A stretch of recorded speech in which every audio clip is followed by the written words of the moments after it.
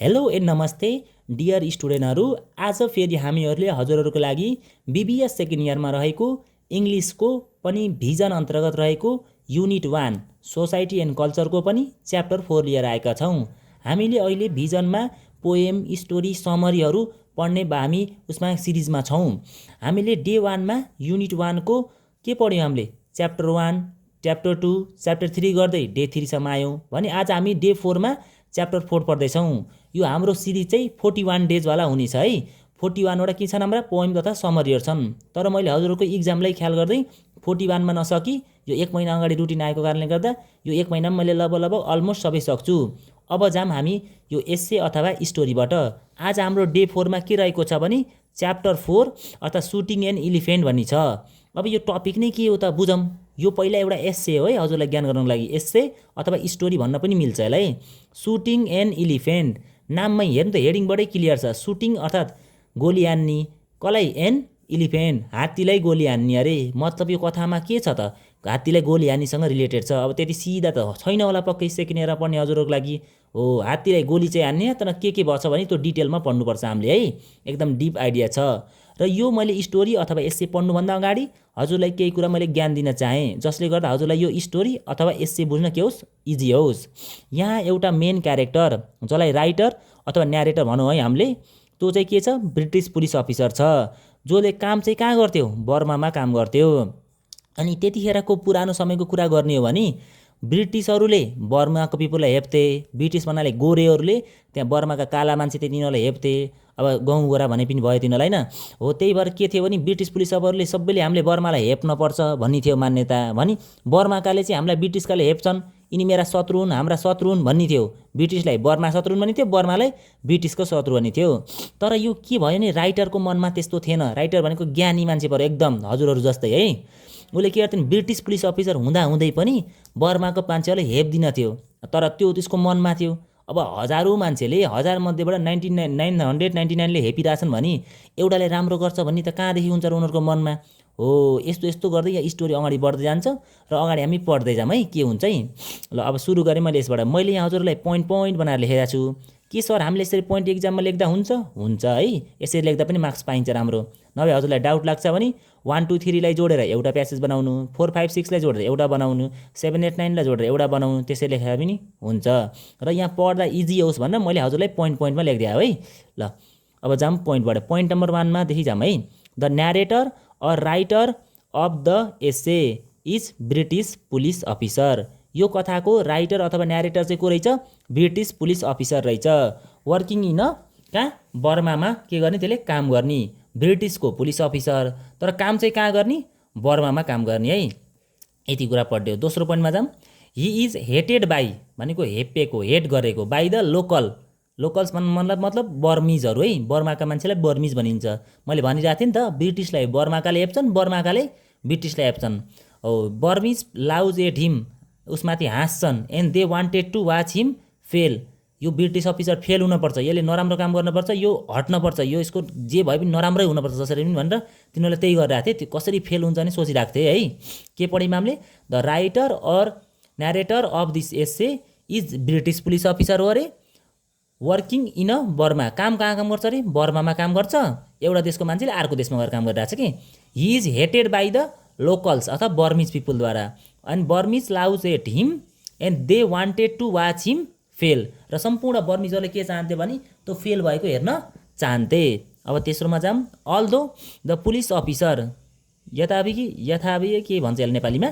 The police officer was representing the British government. ऊ British गभर्मेन्टलाई represent गर्ने भए तापनि he was in the support of the people of Burma.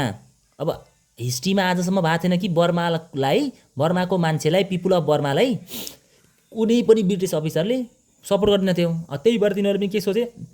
यो पनि नराम्रै होला भनेर सोचे। तर के थियो यहाँ? राइटर के थियो?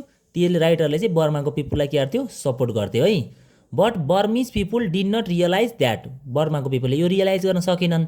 अब त्यस्तै हो नि त। अब 1000जना मध्येबाट 999जनाले तपाईँलाई धोका दिए, तपाईँलाई नराम्रो गरे भने तपाईँले त्यो आएको 1000 नम्बरमा आएको मान्छेले तपाईँले विश्वास गर्नुहुन्छ र? गर्नुहुन्न नि। यो त सिम्पल लोजिक होइन। अब जाऊँ अगाडि के हुन्छ है। हि हेटेड ब्रिटिस कोलोनालिजम है भनेको उपनिवेशता। र त्यो राइटरले हि भन्न खोजेको राइटर है त्यो ब्रिटिस पुलिस अफिसरले चाहिँ हेड गर्थ्यो ब्रिटिस कोलोनालिजम अथवा उपनिवेशता भनेको बर्माका पिपुललाई कब्जा गरेर तिनीहरूलाई माथि चाहिँ आफ्नो रोध जमाउनु कि त मेरै होस् त मेरो अन्डरमा बस्नुपर्छस् त नजानियोस् त नगर्नियोस् टाइपको भनेर त्यसलाई दबाएर राख्नुलाई भन्छ कोलोनालिजम भन्छ है उपनिवेशता। And he was sympathetic for the Burmese people but त के थियो उसले के गर्थ्यो राइटरले चाहिँ हेड गर्थ्यो यो ब्रिटिस कोलोनालिजमलाई ब्रिटिसले गर्ने दबाउने त्यो प्रकृतिलाई उपनिवेशलाई र ऊ चाहिँ एकदम सिम्प्याथेटिक थियो बिचारा कठै बिचारा भन्ने थियो को राइटरले यस्तो राम्रो राम्रो कुरा गरिरहेछ तर यहाँ के भयो नि बर्माजको पिपुलले के गरेको थिए यहाँ चाहिँ हेर्नु त माथि they wanted to watch him fail अरे अब बुझिहाल्नु भयो हजुरले कसरी किन त्यस्तो गरेर सोचिरहन्थिन होला है बर्मिजले है। अनि हि कन्फेसेस र उसले के कन्फेस गर्छ के आफ्नो म हो भन्ने के कुरा मान्छ भने त्यसले that he was the wrong side of history एकदम त्यो रङ साइड अफ हिस्ट्रीमा छ उसले चाहँदै पनि उसले के गर्न सक्दिन बर्माजको पिपुललाई के अरे सपोर्ट गर्न सक्दिन कि।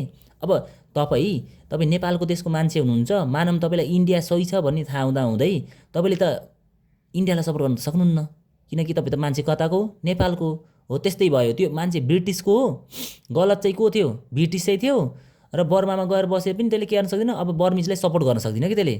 He explain the human pain of the British Raj कसरी मान्छेलाई ह्युमन पेन भयो कहाँकालाई ह्युमन पेन भयो बर्माकालाई है ब्रिटिसले गरेको राजले on the local prisoner in Burma prisoner भनेको त्यो जेलमा राख्ने हेप्ने पिट्ने त्यस्तो गरेको कसले ब्रिटिसहरूले कसलाई बर्माको पिपुललाई यो भएको कुरा नै हो है हिस्ट्रीमा।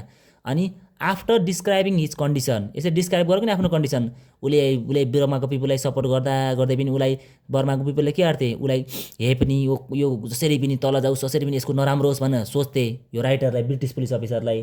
तर ब्रिटिस पुलिस अफिसरले के गर्थ्यो यिनीहरूको राम्रो होस् बिचारा यिनीहरूलाई कोलोनालिजम गरेछन् यिनीहरू दबाछन् भनेर सिम्प्याथिक थियो यिनीहरू एकदम जेलमा बसेर मारपिटाइ खानुपर्छ ब्रिटिस राजको भनेर सोचिरहेको थियो बिचारा हो यस्तो कन्डिसन छ त्यही भएर म त एकदम रङ साइड अफ हिस्ट्रीमा छु मलाई यता न उताको भएँ भन्ने टाइपको भयो त्यो है।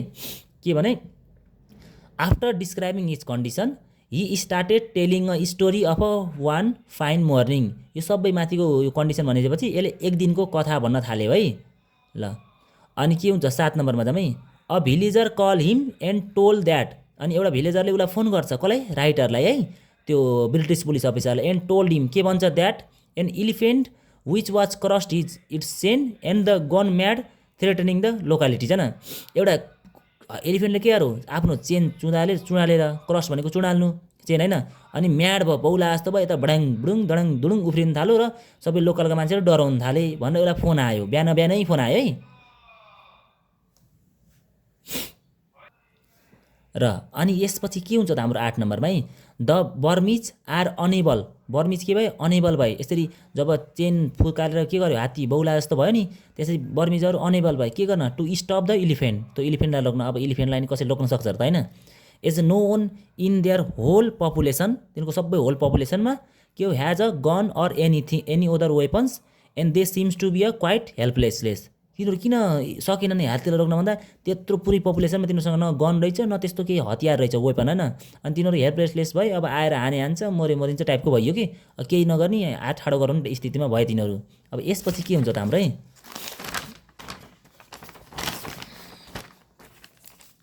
ल आफ्टर द फोन कल अब त्यो फोन कल आइसकेपछि अर्वेल सरी है यो यसको राइटरको नाम जर्ज अर्वेल हो है अथवा यो जुन चाहिँ हाम्रो पुलिस अफिसर छ नि त्यसको नाम चाहिँ जर्ज अर्वेल हो यहाँ मैले सर्टमा अर्वेल लेखेको छु है goes out in a correct way अनि त्यसपछि फोन आइसकेपछि करेक्ट वेमा जान्छ टु सर्च द इलिफेन्ट खोज्नलाई होइन and he suddenly hear the screaming चिच्चाएको होइन from the near the distance of the elephant अनि इलिफेन्ट चिच्चाएको भेटाउँछ नजिकै दुसबाट न इमिडिएटली फलो इट अनि त्यसपछि पछि जान्छ फेरि होइन अनि त्यसपछि के हुन्छ त going toward the elephant he find a dead coolie अब इलिफेन्टलाई खोज्दै जाँदा त्यो के छ एउटा कुली चाहिँ अब त्यो सामान बोक्ने हुन्छ नि जुन कुली चाहिँ त मरेको भेटाउँछ अब around the corner lying by the elephant अनि इलिफेन्टलाई हानेर साइडमा मरेको अब त्यो पल्टेको भेटाउँछ त्यसले होइन अनि after seeing the dead body of the coolie त्यो डेड बडी अफ कुलीको देखेपछि he immediately order to bring him a gun एउटा गन मगाएर लिएर आऊ यत्रो कुलीले मारो यो हात्ती त बौला भन्छ त्यसले अब यसलाई हान्न पऱ्यो ठोक्न पऱ्यो भने भन्छ होइन।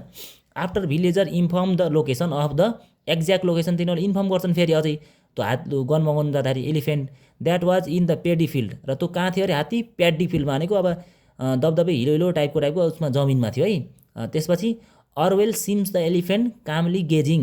अर्वेलले के सिज गर्छ देख्छ त एलिफेन्ट कामली आनन्दले शान्त भएर गेजिङ भनेको चलिरहेको थियो अरे। And decided not to kill it भनेको एलिफेन्टलाई नकिल गर्ने as it would be a wrong. यो गर्नु चाहिँ त्यसलाई मार्नु चाहिँ रङ हो। अब शान्तले चलिरहने किन मार्नु? To kill such a peaceful creature. अब शान्तले चलिरह ल ठिक छ यो शान्त भयो यसलाई नमारौँ अब समातेर बानबुन पारेर लैजाउँ भनेर सोचिरहेको थियो। तर के हुन्छ नै but the 1000 of people behind. यसका 1000 अफ पिपुल पछाडि बिहाइन्ड हुन्छ न 1000 अफ पिपुल हो यहाँ पिपुल छुट्या मैले माथि ल्याइदिएँ नि त। Behind him pressure him to kill the elephant. पछाडि भएका हजारौँ मान्छेले मार मार हात्ती मार यो ज्यान मार हात्ती मार मार पार्न सबैले यसलाई के गर्छन् प्रेसर गर्छन् है। अनि हि डिसाइडेड अर्थात् अर्वेल है जर्ज अर्वेल डिसाइड गर्छ के डिसाइड गर्छ टु सुट द एलिफेन्ट होइन एलिफेन्टलाई मार्न डिसाइड गर्छ। And elephant has dead in more than 3 bullet. हो यसरी जनताको पुरै प्रेसर मार त्यसले मार मार मार भनेपछि पहिला चाहिँ मार्दिन सोचिरहेको थियो यो र मार्नु चाहिँ रङ हो भनिरहेको थियो होइन। अब चाहिँ मार मार भनेपछि यसले के गर्ने भयो सुट गर्छ एलिफेन्टलाई र 3 भन्दा बढी बुलेटमा त्यो एलिफेन्ट चैट होइन। त्यसपछि नेक्स्ट के भयो त हेरौँ।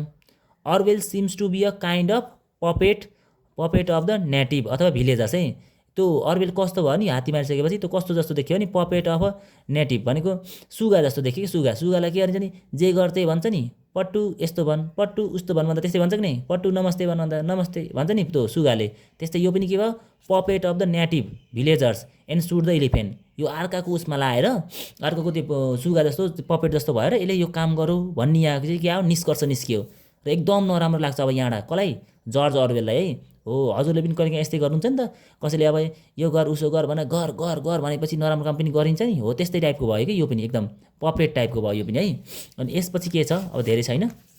यसपछि आफ्टर द्याट होइन त्यो घटना घटिसकेपछि के भयो नि he seems to be in great agony. Agony भनेको पीडा है ग्रेट अब स्याडनेस भन्न मिलेन अब मिलाएर स्याडनेस भनेर लेख्न सकिन्छ यहाँ। आफ्टर द्याट त्यो घटना घटिसकेपछि त्यसले मारिसकेपछि हि सिम्स टु बी अथवा राइटर सिम्स टु बी होइन इन अ ग्रेट एगोनी पीडामा भरे। अनि गोज अवे फ्रम देयर त्यहाँबाट एकदम अब कालो निलो मुख लगाएर अब मैले गल्ती गरेँ मैले यस्तो यो जनताको पछाडि आएर मलाएर यिनीहरूसित जे भन्नु त्यही गर्ने म भेडो भएँ भन्न त अब एकदम एगोनी भनेको पीडामा भएर लुथरुक्क परेर त्यहाँबाट निस्क्यो होइन। अनि त्यसपछि के भयो Orwell's killing of the elephant remind a huge controversy. र यसरी हात्तीलाई मार्नु चाहिँ ह्युज कन्ट्रोभर्सी भयो। कन्ट्रोभर्सी मतलब कसैले राम्रो भन्ने कसैले नराम्रो भन्ने है। अब केही जनताले के भन्छन् राम्रो गरौँ ठिकै गरौँ भन्छन् कसैले नराम्रो भन्छन् है। अब हेरौँ कसले भनौँ राम्रो कसले नराम्रो गर है। The age of old people agreed with the Orwell. अनि द ओल्ड पिपुलका एजहरूले के छन् एग्री गर्छन् अर्वेलको डिसिजनबाट होइन। अफ द किलिङ एलिफेन्ट बुढापाकाले ठिक गर मारो ठिक गर ठोको भन्छन् होइन बुढापाकाले होइन। त्यस्तो कुलीलाई नि मार्ने अरूलाई पनि मार्न सक्थ्यो ठिक गरेर गोली हान्दा ठिक आनन्द भयो भने कसले बुढापाकाले। But for the younger appears to be a unsuitable to murder an elephant as it kill a coolie. एउटा कुली मारो भन्दैमा यसलाई चाहिँ हात्ती मार्नु भनेको यङ्गरले पिपुलले के भने यङ्गरहरूले भने त्यो राम्रो होइन काम भने बुढाहरूले चाहिँ ठिक गर ठोको भने ठिक गर मारो भने भर्खरकाले के भने एउटा जाब कुलीलाई मारो भने त्यत्रो ठुलो हात्ती विशाल हात्तीलाई मार्ने होइन भन्न यङ्गरहरूले भने। For them the life of the elephant was more worthier than the life of a coolie. एउटा लाइफ अफ कुलीको भन्दा एलिफेन्टको धेरै महत्त्व हुन्छ भनेर भने हो। यसरी यो कथा चाहिँ कहाँ सकिन्छ भने एक कन्ट्रोभर्सीमै सक्यो कि अब हात्ती मार्नु राम्रो हो कि होइन भन्ने चाहिँ डिसिजन म तपाईँलाई छोडिदिन्छु कमेन्ट गर्नु होला। यदि हजुरलाई हात्ती मार्न राम्रो लाग्छ भने राम्रो लेख्नु नराम्रो लाग्छ भने नराम्रो लेख्नु। हस् त धन्यवाद। आजको यो भिडियो यहीँ अन्त्य गर्न चाहन्छु। अब नेक्स्ट भिडियो च्याप्टर 5 हामी अननोन सिटिजनमा भेट्नेछौँ। यो it is also a poem. यदि हाम्रो यो भिडियोहरू मन पराएका छन् भने धेरैभन्दा धेरै साथीलाई आफ्नो सेयर गर्नु र हाम्रो यो च्यानललाई फलो लाइक सब्सक्राइब पनि गरिदिनु। नमस्ते।